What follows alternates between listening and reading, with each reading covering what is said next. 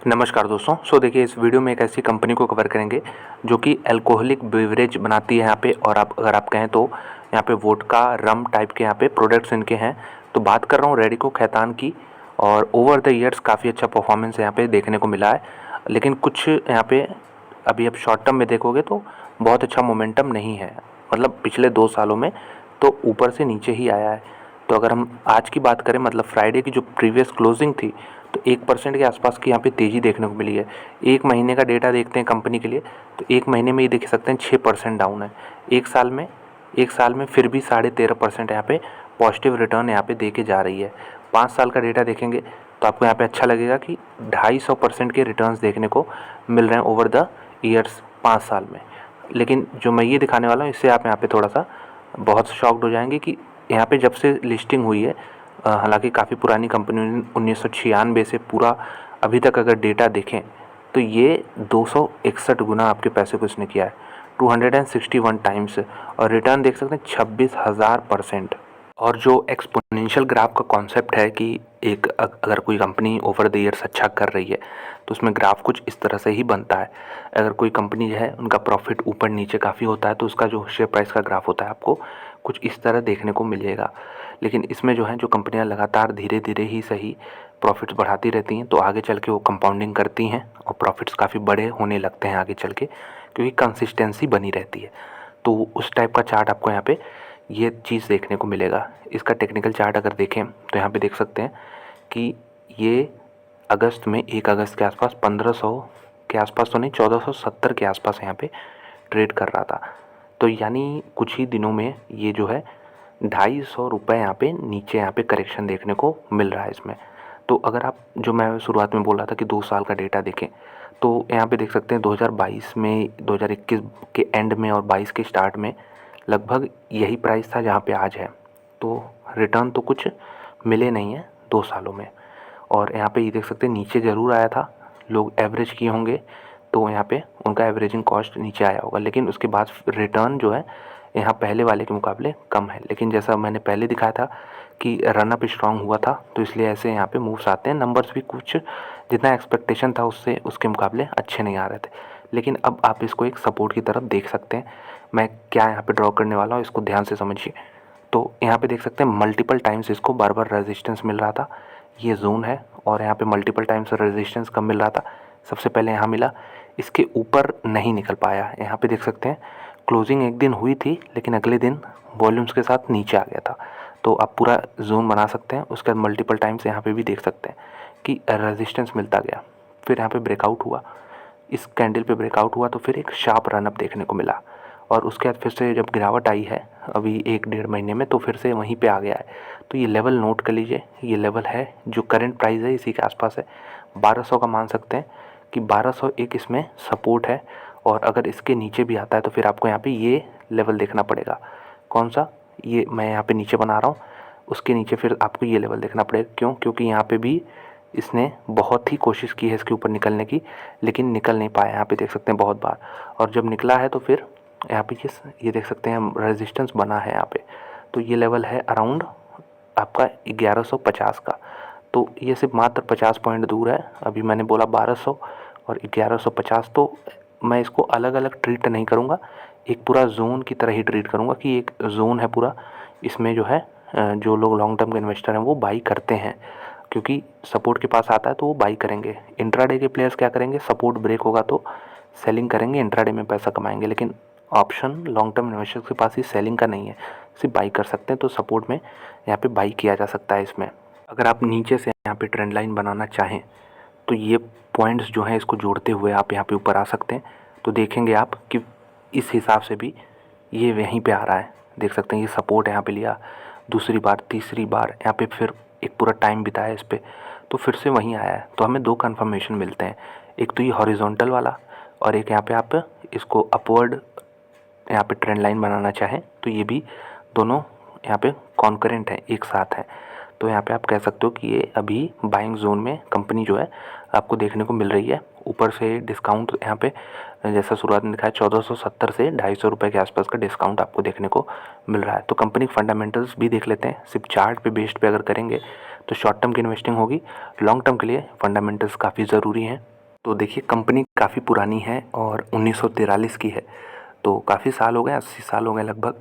और ये करती क्या है, यहाँ पे IMFL बनाती है, यानी इंडियन मेड, भारत में बनाती है कौन से ऐसे ब्रांड्स जो कि फॉरेन ब्रांड्स हैं यहाँ पे इंडिया में। तो यहाँ पे आप कह सकते हैं कि पहले कंपनी का नाम क्या था, रामपुर डिस्टिलरी कंपनी। तो आप देख सकते हैं इनोवेशन है यहाँ पे RADICO। तो इस तरह से कंपनी का नाम रेडिको पड़ा। और खैतान तो यहाँ पे हो सकता है कि फैमिली नेम हो।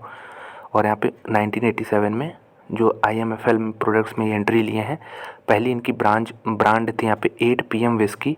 और यहाँ पे एक मिलेनियर ब्रांड 1 साल के अंदर ही बन चुकी है। इनके बहुत सारे ब्रांड्स हैं अगर आप देखें तो one of the oldest manufacturing यहाँ पे इंडियन कंपनीज है ये, जो कि इस सेगमेंट में है। कंपनी का मार्केट कैप देखेंगे तो 16,000 करोड़ के आसपास, $2 बिलियन की कंपनी है। मिड कैप में आप डाल सकते हैं इसे। और यहाँ पे जो 910 और 400, यहाँ पे 1478, इसके बीच में ही कहीं ना कहीं ये अभी है। तो डिसाइड करेगी यहाँ पे मतलब शेयर प्राइस अभी ऊपर भी जा सकता है, नीचे भी जा सकता है, बिल्कुल बीच में है 52 वीक के हाई के और लो के। तो यहाँ पे थोड़ा सा जैसा मैंने चार्ट पे दिखाया कि सपोर्ट के पास है, तो बाइंग का यहाँ पे अपॉर्चुनिटी मिल रहा है यहाँ पे। लेकिन एक चीज़ जो नेगेटिव है वो स्टॉक का पी है। इसको अगर सीधे आप देखेंगे 78 का तो कहेंगे नेगेटिव है। तो मैं क्या करता हूँ, इसको कंपैरिजन करता हूँ प्रॉफिट ग्रोथ से। तो कंपनी का प्रॉफिट ग्रोथ पिछले 3 सालों में कुछ खास नहीं रहा है। पिछले 5 सालों में एक बहुत ही एवरेज सा रिटर्न है 10.5%। तो बेसिकली कंपनी ने प्रॉफिट्स तो बढ़ाए हैं, लेकिन ये जो ग्रोथ रेट रही है पिछले 5 सालों की वो कम रही है। और इस 5 साल के पहले वाले जो साल थे उसमें काफ़ी तगड़ी ग्रोथ रेट यहाँ पे कंपनी की रही है। लेकिन क्योंकि ऑलरेडी काफ़ी बार ऐसा हो चुका है, प्रॉफिट जो है कंपनी के घटते हैं लेकिन फिर वापस ट्रैक पे आ जाते हैं। तो इसलिए उम्मीद यही की जा सकती है कि इस तरह की कंपनी जो कि अपने आप को प्रूव कर चुकी हैं पास्ट में, वो अच्छा कर लेंगी, इस फेज से भी निकल जाएंगी। यहाँ पे जो प्रॉफिट का नेगेटिव रेट दिख रहा है ये फिर से अच्छा खासा पॉजिटिव यहाँ पे देखने को मिलेगा। कंपनी का आप यहाँ पे एसेट्स देख सकते हैं 3600 करोड़ के, रिजर्व 2000 करोड़ के, कैश बैलेंस 131 करोड़ के आसपास का यहाँ पे आपको देखने को मिल जाएगा। प्रॉफिट मार्जिन कंपनी का अभी 11% ही है। और यहाँ पे और भी एक्सपेंशन का यहाँ पे आपको चांस दिख सकता है। तो जून क्वार्टर के एक बार नंबर देख लेते हैं। इस सेक्टर की कंपनियों से कंपैरिजन करेंगे तो ओवरऑल अगर हम पूरा ही सेक्टर देख लें बिना किसी बाइफर्केशन के, तो अल्कोहलिक ब्रिवरेज यहाँ पे आप देख सकते हैं 62 का पी पे ट्रेड करता है। USL, United spirit, United beverage यहाँ पे 137 का, रेडिको 78।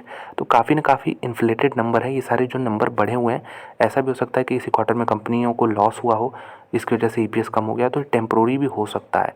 हालांकि इस सेक्टर की कंपनियां महंगा ही ट्रेड करती हैं, उनमें रेडिको जो है सबसे सस्ता ट्रेड करता था।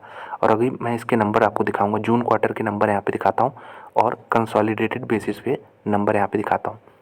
तो यहाँ पे देख सकते हैं कि सेल्स 954 करोड़ हो गया था, 757 करोड़ से बढ़ के। तो मतलब सेल्स में लगातार बढ़ोतरी हो रही है, जो कि एक अच्छी बात है। प्रॉफिट भी यहाँ पे 120 करोड़ का आया था इस क्वार्टर में। और जो नेट प्रॉफिट है वो आपका यहाँ पे 68 करोड़ का आया था, यहाँ पे देखिए 68 करोड़। तो पिछले कुछ क्वार्टर में जैसे ये देखिए 43 था, इसके पहले 61 था, फिर 54 था। तो ईयर ऑन ईयर मैं देखूँ तो सिर्फ 6 करोड़ का ही ग्रोथ है यहाँ पे, 62 से 68। और बीच के जो क्वार्टर थे ये, इसमें तो और कमी देखने को मिली थी। तो इसकी वजह से जो यहाँ पे EPS था ये कम हो गया था। और EPS कम हो गया था तो पी रेशियो कंपनी का बढ़ गया था। एक हाई क्वालिटी कंपनी है, ओवर द ईयर्स इसने परफॉर्मेंस दिया है। मैं आपको यहाँ पे 2006 से डेटा दिखा सकता हूँ।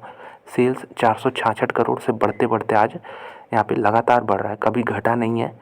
3,339 करोड़ हो गया। कोविड वाले ईयर में भी देखेंगे आप तो 2000 से यहाँ पे 2395 हुआ, यहाँ पे मात्र 20 करोड़ की कमी आई, इनसिग्निफिकेंट है कोविड वाले ईयर में।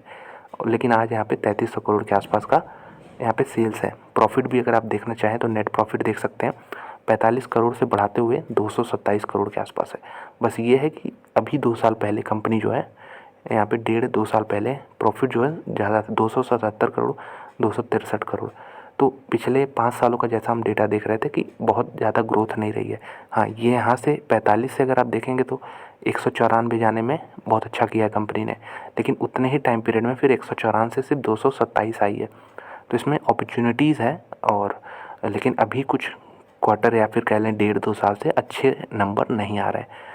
अच्छे मतलब आप कह सकते हो गुड तो है, लेकिन जितना एक्सपेक्टेशन है वो, अगर एक्सपेक्टेशन यहाँ है तो यहीं तक रह जा रहा है। ये आप समझिए एक्सपेक्टेशन क्या चीज़ है, मार्केट क्या रखता है।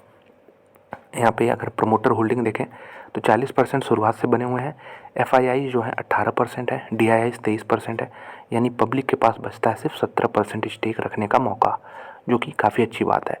और पब्लिक कितनी है इसमें, 1 लाख है यहाँ पे।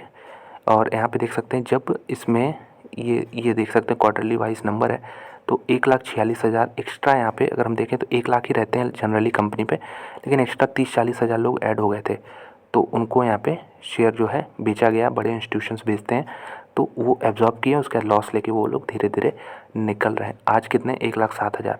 तो मैं उम्मीद करूँगा इसमें क्वालिटी इन्वेस्टर्स हैं जो कि जिनको आगे चल के अच्छे रिटर्न यहाँ पे मिलने चाहिए। कैश फ्लो भी देख सकते हैं आप कंपनी का, कैश फ्लो यहाँ पे पॉजिटिव है। कैश फ्रॉम ऑपरेशन 239 करोड़ है पिछले साल का।